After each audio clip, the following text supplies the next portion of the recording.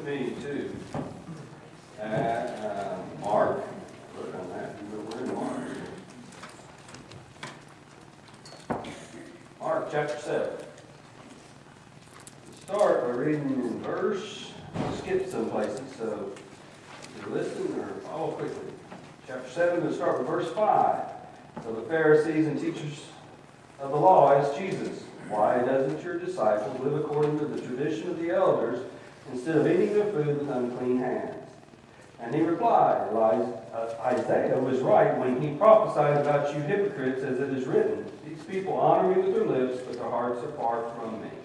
They worship me in vain, but their teachings are but rules taught by men. You have let go of the commands of God and are holding to the traditions of men." And he said to them, "You have a fine way of setting aside the commands of God in order to observe your own traditions. For Moses said, 'Honor your father and your mother, and anyone who curses his father or mother must be put to death.' But you say that if a man says to his father or mother, 'Whatever help you might otherwise have received from me is Corban,' that is, a gift devoted to God, then you no longer let him do anything for his mother or father. Thus you nullify the word of God by your tradition that you have handed down, and you do many things just like that." And again, Jesus called the crowd to him and said, "Listen to me and understand. Nothing outside a man can make him unclean by going into him. Rather, it is what comes out of a man that makes him unclean." After he left the crowd and entered the house, his disciples asked him about this parable. "Are you so dull?" he asked. "Don't you see that nothing that enters a man from the outside can make him unclean? For it doesn't go into his heart, but into his stomach and then out of his body." In saying this, Jesus declared that all foods were clean.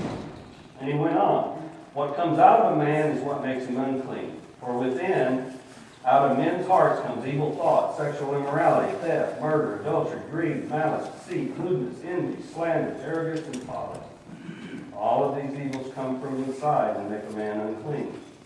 Chapter 8, verse 14. And the disciples had forgotten to bring bread except for one loaf that they had with them in the boat.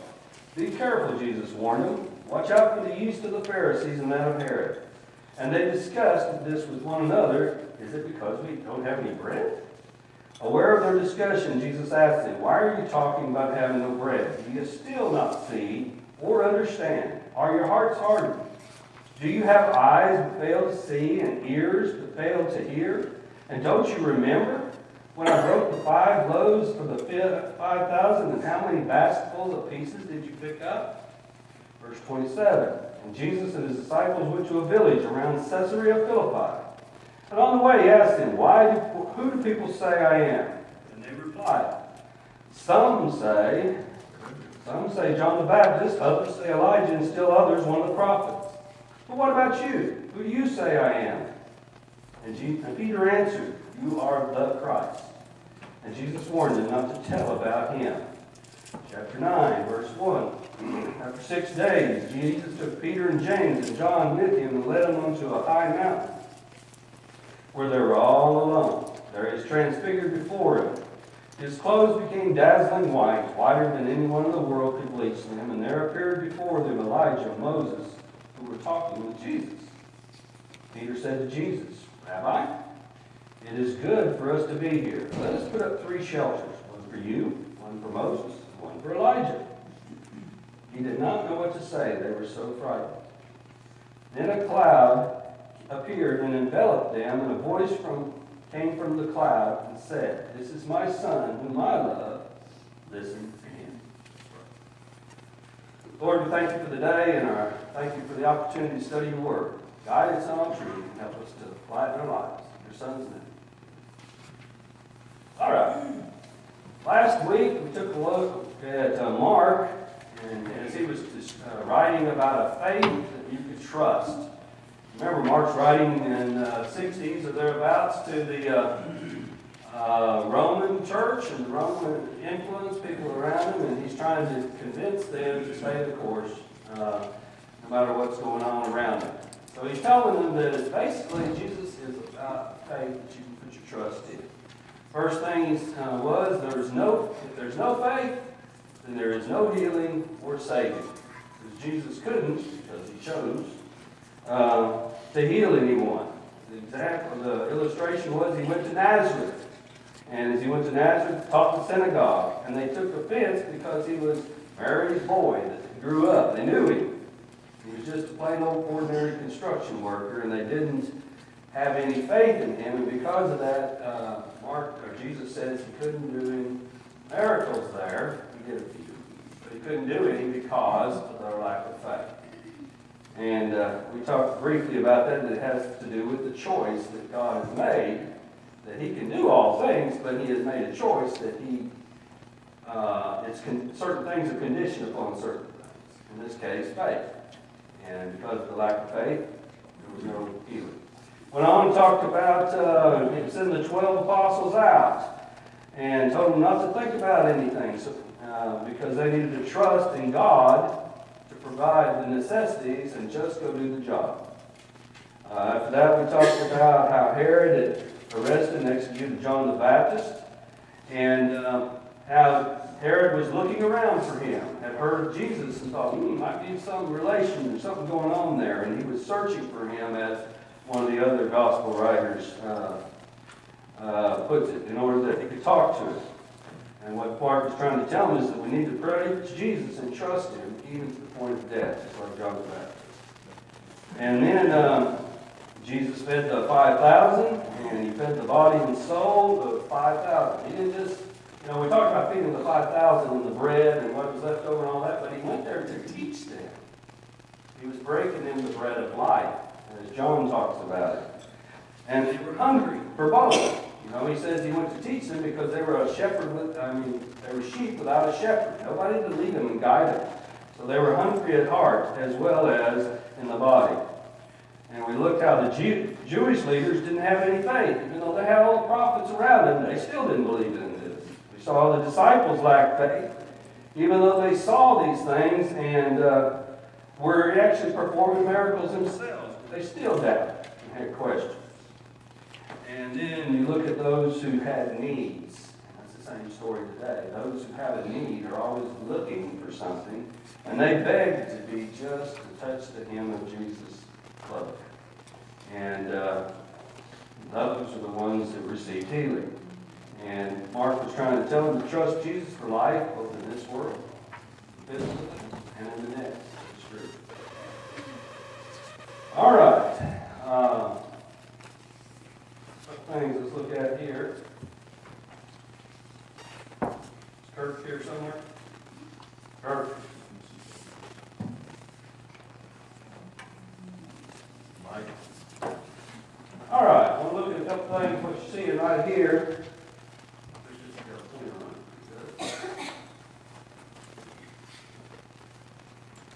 Focus. My eyes not.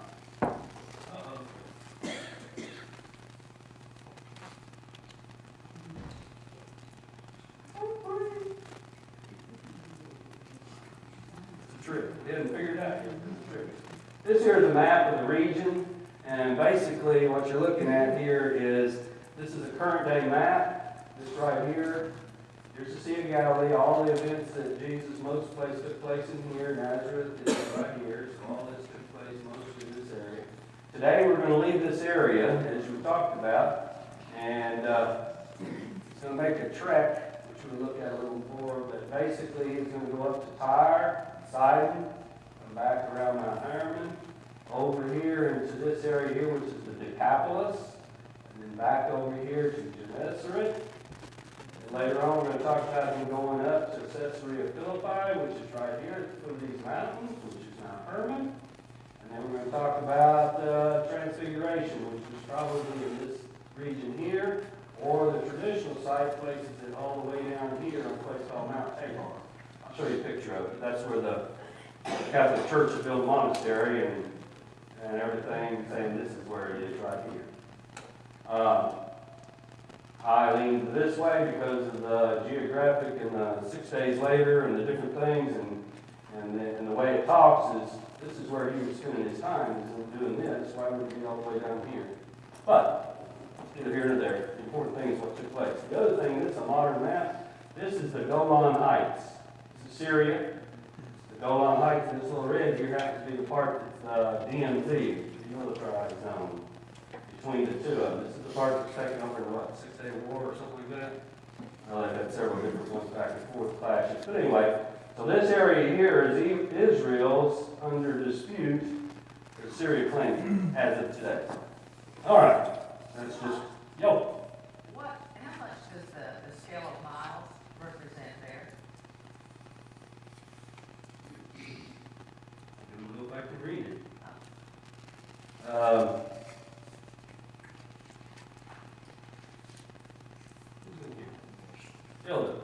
How far was it from Nazareth to the Sea of Galilee? Remember? 15 miles? 15, 20 miles max? Wasn't much, something like that, so I'd say that's about 15, 20 miles. Okay? That's what I recall. So, the area is not that big, but it is, it's more than a quick walk through the mountains to all these places. All right. This here is a place that modern day, there is no modern day, but Caesarea Philippi was placed. And this is what is called Pan, or the Caves of Pan. What it was there was a monument in Jesus' day. There was a monument. It was in this place right here that, not this, but the one you saw before, which was a temple to the god Pan, which provided food and different things and whatever. So it was a very religious place, Caesarea Philippi. Furthermore, it was named Caesar, and it was an administrative town built there, named Caesar Philippi, after Philip, who was Herod's son, who was the tetrarch over that region over there, northeast of the Sea of Galilee, and also after Caesar. We always want to give praise to the boss. So his name is Caesar Philippi. That was administrative Caesar, but the place where basically they paid taxes, they came and met, had court, and different things like that. There wasn't a lot of population there. So you have two main things happen in Caesarea Philippi. See, the government and religion, place of worship. Also, Caesar was claiming to be who? God. Not just king or emperor, but God. All that plays into, because we're going to see what takes place here in a few minutes later. So remember this. This is something that, I think it's Herod II. It's the one that came after Herod Antipas and all them. He built a temple here. Actually, this is his palace with a temple in it, which was built about 60-something AD, which means it would have probably been in place or under construction about the time Mark writes this gospel. Somewhere about that time, plus or minus. Anyway, this here is a lake. Nothing in particular. I think it's called Ram Lake. But what you see in the distance, this is at south of Mount Hermon. I point out Mount Hermon because that's the place that the Bible talks about. He went up on a high mountain. This is right here. Caesarea Philippi is right here at the foothills of that. See another picture. There it is. The whole range. It's kind of a picture of the range. It's very snow covered. Matter of fact, Israel's only ski lift snow place is right in that tip of the conquered or borrowed territory, disputed territory. Also, that's the reason they won't give it up. Because elevation means everything. We don't have any military left people in here, but elevation is everything. You can see and observe and everything, so they won't give it up. This here is Mount Tabor. Okay? It's out in the middle of a big plain and everything. It's a big, large rock. Kind of like Stone Mountain. All right? Now, they've got a monastery sitting right up there and say this is actually the Mount of Transfiguration. Others say that's probably highly unlikely, not just due to geography and walking, but in addition to that, there was a fortress built on the top of this at the time. So why would you leave Caesarea Philippi where you're doing all these things, 6 days later you go down to a hill that's not as big as a high mountain like Mount Hermon, and then turn around when there's a fortress on it and go up and do it? I don't know. It's not my, it's nothing to me.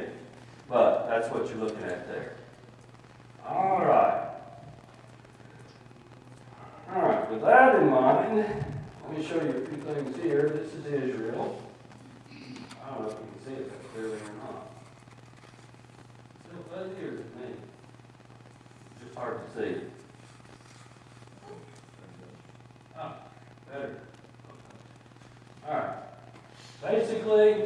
have is here's Nazareth. Right here is Mount Tabor. Okay? All of Jesus' ministry, here's Migdal, which is Magdala, Mary Magdala. Gennesaret, which is the fields and plains with they talk about that's where everything grows. Capernaum, that was at Jesus' hometown, quote unquote. All this took place in here. Over here is Bethsaida, which is whenever they went to the other side. This here would be Philip's, the Tetrarch's area. It says that Jesus left from here and followed this line here till he got here and jumped to that line. Basically,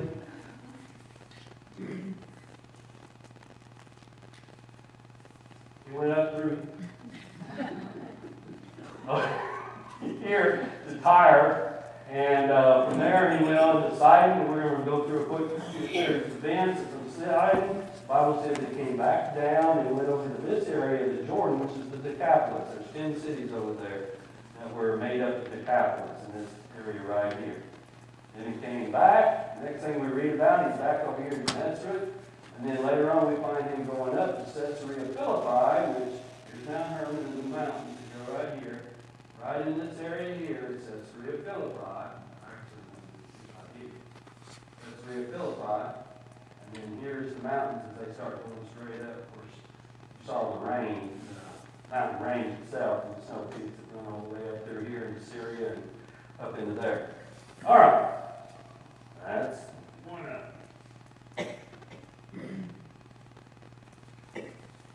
This gives a little better view of it.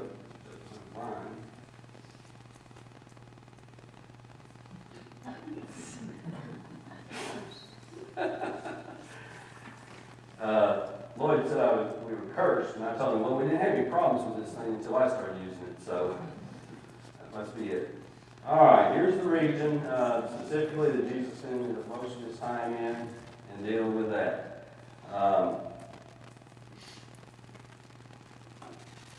And we'll leave it at that for the moment. All right, let's take a look at the text. We're losing time. All right, so the first thing we did was in chapter 7, he comes up and he talks to the Pharisees. Now, actually, the Pharisees come to him. Who comes to him besides the Pharisees? Not just the Pharisees, but teachers of the law from Jerusalem. Okay, we don't just have the local boys in town. Now we got the hierarchies coming up from Jerusalem. Why do you think they came up here? Why is Herod trying to find him? Everybody's heard of what all he's doing and what all he's saying, and they want to find out what's going on here and to challenge him because he's not doing exactly what they would want him to do. Besides that, he's just some dumb carpenter. He doesn't have the pedigree behind it, so that bothers him, as we figure out from other contexts of other stuff.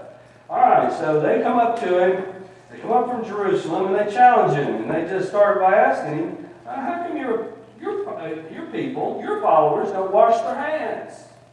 They were trying to catch him because they wouldn't follow the rest of the traditions of the elders, of the traditions of the church, or Jews, I guess it should be then. Why do they not do it? And because they had set aside, and Jesus tells them that they had set aside what? The law, the commands of God, and replaced them with the traditions of men. Now, if you remember back, we talked about this some time back, with the Pharisees, the whole idea was when Jesus comes, the Messiah comes, not Jesus. They weren't looking for Jesus, they looked for the Messiah. When the Messiah comes, they wanted a people that would be pure and perfect and everything waiting for him. So they made up all these traditions and rules in order to comply with the law. Well, that's what happens when you start making these good ideas turn into rules that become law, and before long, they're actually taking advantage of the law. And he goes on to give an example of what they had done with the law, of God's law, by perverting it with their traditions. And he talks about Corban. What is Corban? What? Gift of God. A gift to God. Nothing wrong with a gift to God. Good thing. dedication of X amount or whatever to God. Well, the problem is they would go, give it to God, honor my father and mother, I got $10, it would cost me $20 if I did both, so if I know, if I give it to God, this is, let's see, the $10 that's to take care of my mom and dad, I take it and I use it and say, I'm sorry, I'm giving it to God, then I don't have to do the other. It saves me $10. That's basically the analogy. It's a real simple, modern way of saying it, but basically that's what they were doing. What they had committed, would have normally committed to taking care of their parents, which is required by the law. They were using it and saying, I'll give it to God. And they were doing a good thing, giving it to God, but basically they were doing it in such a way that they could circumvent it. At the same time, the money that they were giving to God, they were able to use it. Therefore, they didn't actually give the whole $10 either. Because they were able to do it. Yeah, go ahead.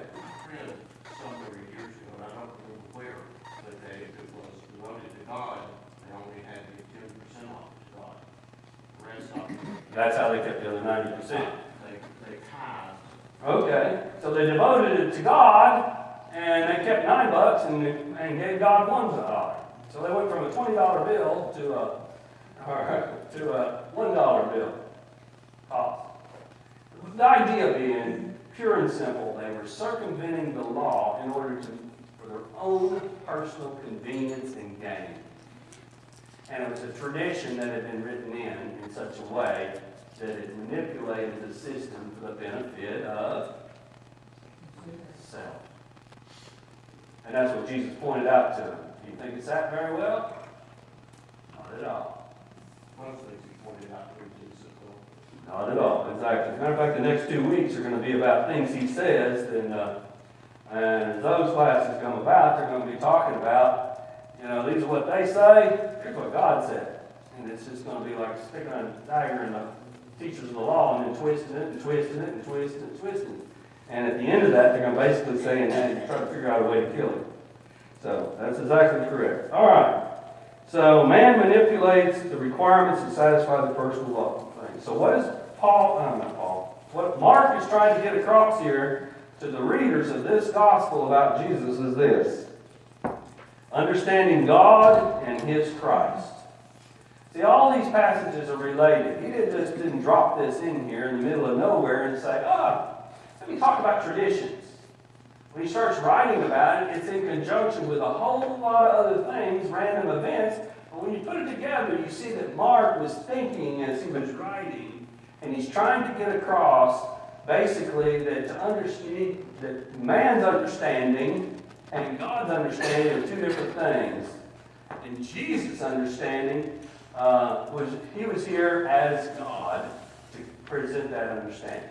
Okay, so here we are, and in this event, in the first part of chapter 7, he talks about the traditions of men. And he goes there and he tells them that the traditions of men are not what God had, are not the same as God's commands. Okay?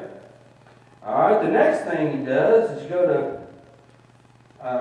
in relation to that, he talks about what goes into the body, the stomach, does not make him clean. In other words, he goes back to the message about the clean and unclean and specifically addresses that.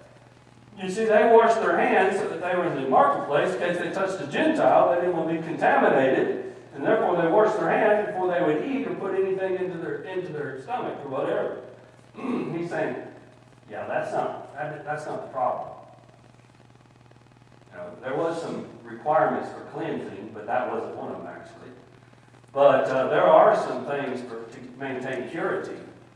But that's not what the problem is. The problem is not what you're putting into your stomach, but what is coming out of your heart. And he goes on to say, it's what comes out of your heart that is unclean.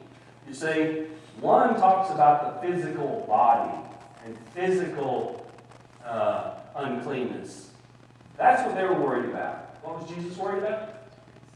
Spiritual uncleanness. They were so full of it. Those lists he gave, greed and all the different things that he mentioned in there, evil. That's what they were doing with this Corbin thing. They were full of uncleanness because they defined it different than God did. That's what he's trying to point out here. It's God's. If you want to understand God and His Christ, then you need to stop listening to traditions of men and start listening to the commandments of God. Not only was it just the washing of hands, it's a certain way you had to wash your hands. Yeah. And how many times, and it almost turns you, what is it, OCD? Whatever, because you had to do everything. Oops, I missed that one, I got to do it again. It kind of reminds me, when I hear it, and it always reminds me of one of those doctor shows. 13 times this way, 13 that way, 9 here, or whatever it is. I don't know, I'm not a surgeon, but they're always doing all those things to make sure that they're physically clean. His point was, y'all worry about the physical. You listen to God, He doesn't care so much about that as He does the spiritual. All right, goes on to the next thing. Talks about the faith of a woman as he goes up to Tyre. All right? Try this again. He goes up to Tyre. Matter of fact, I think we're talking about that town earlier. Whatever. You know where it is. It's right in here. So he goes up from over this area here. He goes up to Tyre. Tyre is not a place where there's a lot of Jews. This is now getting out of the place where God's people reside. Okay? Into a place that mostly Gentiles. And it says that a Greek or a Gentile, born in Syria, Phoenicia, which would have been over here. She comes and begs him to drive out a demon out of her daughter. What does he tell her? He says it's not right to give good things to dogs. She was not a Jew. It's pretty harsh, but his primary mission was to come to God's people. Later, they would include the rest of the world. And he gave them clues of that. But he just makes it pointed, or whatever. And she says, yeah, but even dogs get to eat leftovers from the children. Jesus says, because you said that, your faith has made your daughter, remove the demon from the daughter. And so she removes it. What Mark is trying to tell us is that must have faith in Jesus, and it doesn't matter really who you are, what your physical lineage is. It's about the spiritual. As we study Romans, where he talks about being engrafted into Abraham's tree by faith. What does this woman have? Faith. That's what Mark's trying to get across. It doesn't matter who your parents are, as long as you put your faith in Jesus. Okay? Your heritage is nothing. The next thing we see is he comes from Tyre and goes up through Sidon, up through here, and then it says he turns around and goes back down by the way to the Sea of Galilee, down over here to Decapolis. And when he gets to Decapolis, the city's over there, a deaf and mute man is brought to him, and he could barely talk. Okay? And they begged him to just place his hand on the man. And he turns around, and Jesus puts his fingers in his ear, touches his tongue, and says, be open. At that moment, it says he could speak and he could hear. All right? What's Jesus trying to say? Mark trying to tell them? You want to understand? What do you got to do? Open your ears. As a matter of fact, he's going to allude to the same thing when the apostles, a few verses later, are doubting or questioning about making bread. He's going to point that out. Here it is. He's trying to tell you have to hear. Jesus made him so that he could hear and speak physically. But the message was, if you want spiritual, what do you got to do? You got to have your ears open. Too many times they're plugged up. And Jesus is the one that can unclog your ears. He's the one that can loosen your tongue so that you can talk. And so Mark goes on to try to get them to understand that. Following that, we find that Jesus goes back down into this region where he hangs out all the time, back down in this area here. And it says that he feeds them As a matter of fact, it is the region of Dalmunutha. They have found a cave right there near Migdal today, which is Magdala. Right next to Magdala, that talks about this Dalmatia, or Dalmunutha, whatever it is. And in both of them are right there together. It's in the vicinity of Magdala. And they are there, and while he was there, once again the people were coming to him to listen and to perform miracles. He does those things and he feeds 4,000. Some people might question, oh, isn't that the same? Well, no. Matter of fact, Jesus himself is later to remind them that he fed 5,000 and he fed 4,000. They're two different events. I've heard people try to say, well, that's two different, same thing, it's different. And so he does this, he teaches them, and he feeds the 4,000, and as soon as he does that, the Pharisees came and began to question, and you know what they asked for? A sign. I'm sorry. What did he just do? He fed 4,000 people with 7 loaves of bread and some fish, and they come looking for a sign. So it doesn't matter how many signs there are if you're not open to them, if your heart is not open. It doesn't matter. That's what Mark's trying to point out. Is that they just did this, and here these Pharisees are asking for a sign. And Jesus says, you're always asking for a sign. You're always asking for a sign.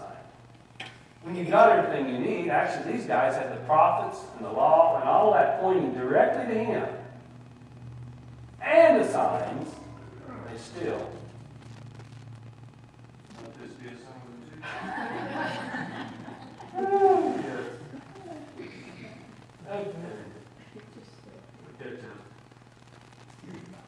All right. So, then he goes on to tell them,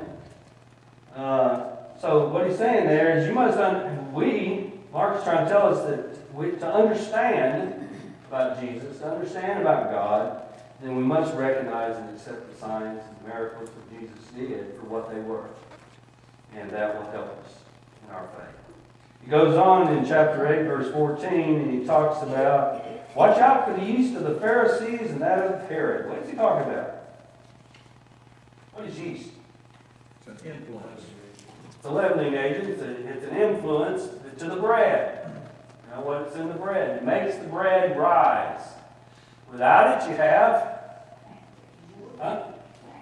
flat bread, unleavened bread, crackers. Okay? And so what he's pointing out is he's not saying good, loaf of big bread is bad and the other's not bad. But his point was that the Pharisees and Herod are both just like yeast. It will influence something and change it. So his message that he's trying to tell them is this: to understand what God wants and who Jesus, this Messiah, this Christ is, then you've got to be able to discern. You've got to be able to tell the difference between the influences that are being brought by Herod, which were many at this time. He's already killed John the Baptist and tried to put out this influence. And those by the Pharisees who were trying to push the traditions of the law and trying to push him aside and make him look like he didn't know what he was doing. So you've got to be able to discern those things. Okay? All right, because man is always trying to influence you. How? By manipulating the truth in order to make it the way he wants it. Okay? Goes on.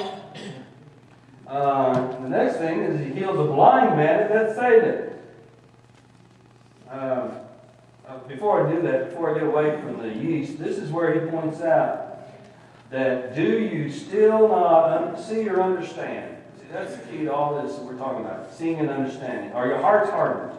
You have eyes, but you fail to see, but ears that fail to hear. Don't you remember?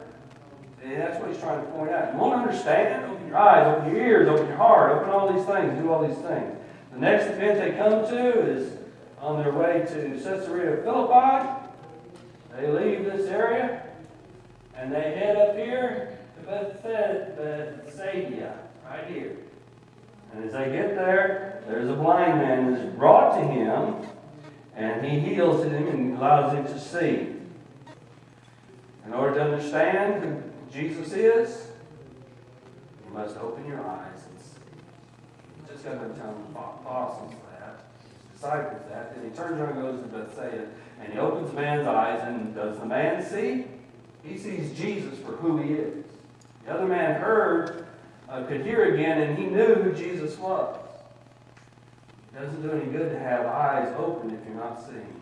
So here he is doing that. All right. To go on down, the next thing, we want to go to verse 27. And they were coming to the villages around Caesarea Philippi. This is coming up the Jordan Valley, north of the Sea of Galilee, toward Mount Hermon. You see right here? This is Mount Hermon right here. Right in this area would be Caesarea Philippi, right there in here. Right here this is a high spot between here and there that I selected because you can get a good view looking north up in the valley there and over to the northeast as you look at Mount Hermon. Okay? Then he goes from there, Caesarea Philippi. I showed you a picture a minute ago. Caesarea Philippi is where the temple to Pan was. Okay, this is the temple. It's cut in the side of the hill.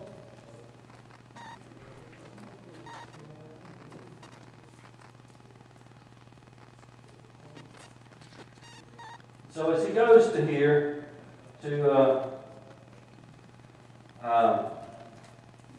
we find the event where it says, when Jesus went to the village around Caesarea Philippi, he asked, "Who do the people say I am?" I think we talked about this, touched on this last week. Some say he was John the Baptist, others Elijah. And he asked him, "Who do you say I am?" Mark says his answer was, "You are the Christ." Christ means the Messianic King. The King that would come and rule for all eternity on David's throne. It means the King that would, the one that was the Holy One, Promised One, all those things. So they recognized, or Peter did, and I'm still not convinced. Well, I'm convinced he believed that. He just didn't know what that meant. Maybe that's the case. But almost detect a sense of question mark behind it. Some say, who do you say? Oh, you are the Christ? It's kind of like going before your probation officer. You tell them what you want to hear. Yeah, there you go. Well, I think he believed it, but his examples that we just saw where they were like, where are we going to get bread from, also implied he wasn't totally understanding and comprehending exactly. And I think that's the biggest thing, is he really didn't understand who Jesus was. And so here we are at Caesarea Philippi, and I think it's important that this took place at Caesarea Philippi because here we are at the seat of the government, the place that's recognizing Caesar as king and the Son of God. We've got Pan here, we've got the Son of God. All these places, here he is, he looks at him and says, this is what the people think, look, dude, who do you think I am? He says, it points out that he was the Christ. He goes on to say, but I'm not like these physical kings, because I must suffer and die in order to rule. And as a follower, you must take up your cross and lose your life. Wait a minute. Is that what Peter and them had in mind? No, Peter starts at this moment arguing, and all the way up until Acts chapter 2, just about, he's arguing. And so we find here that he said, and tells them that he's not a physical king to rule on this earth. He's trying to get that across to them. Everything through this whole message has been stop concentrating on the physical that touches your body, about clean and unclean, your physical eyes, your physical seeing. It's all about the spiritual. Then after that, he goes up on a mountain. This is from the top, or not the top, but way up on the mountain there at Mount Hermon, looking back down the valley. Right over here is the direction that you'll find Caesarea Philippi, right in here. So he's up on a high mountain, as he says, as the Bible says, and we find that three people are in front of him. Moses, Elijah, and Jesus. And they're together. And of course Peter says, whoa, a little shooken up. Let's build a tabernacle or a temple or a tent or whatever. Let's recognize these three individuals. And then God speaks up and says, no, listen to my son. God, Son. He's the Messiah. As a matter of fact, the question is, why was Moses and Elijah there? Both of them had a job to do. What was Moses' job? Bring the law. What was Elijah's job? He was a prophet, to bring the message about God, God's message to the people. Jesus was there to fulfill both of them. So he says, listen to him. And so once again, we see his son is there for a different reason. And he's already told them that he's going to die. Now he points out that he's also going to be resurrected. Okay? And the last thing I want to touch on is going after that, a couple other things from chapter 9. He heals a boy with the Spirit. And the point he's trying to make there is Jesus was not a magician. Because this evil spirit that his apostles had already tried to get rid of while they were up on the mountain, they had tried to get rid of it, they couldn't. And Jesus said, when will you get it? This one has to come out by prayer. When will you get it? But by prayer, where does prayer go to? God. This is not by something you do. This is by something that God does. God does these things in the spiritual sense. They're not done physically, they're done by God. And then he goes on to point out a few things about the kingdom itself, the rest of the chapter, like, the leaders in God's kingdom are going to be servants. They're not going to be head dogs, the generals. That's what they all want to be. So no, you're going to have to be a servant. He also points out that it doesn't matter that he's going to provide God's power to anyone who's willing to serve him. It's not going to restrict it to your little group or the Jews. It's going to be to the entire world, all who choose to serve. So as Mark writes these chapters, he's trying to point out who Jesus is. He's the Messiah, the Christ. He's the Christ, but he's not a physical king. It's not about the physical, it's about a spiritual kingdom. It's about God's commands, not man's. It's about spiritual and everything contrary to what you thought it would be. All right, next week we're going to take a look at chapter 10 and probably chapter 11 and look at some things, some teachings that were the contrasting between the teachings and traditions of men versus the other. Thank you.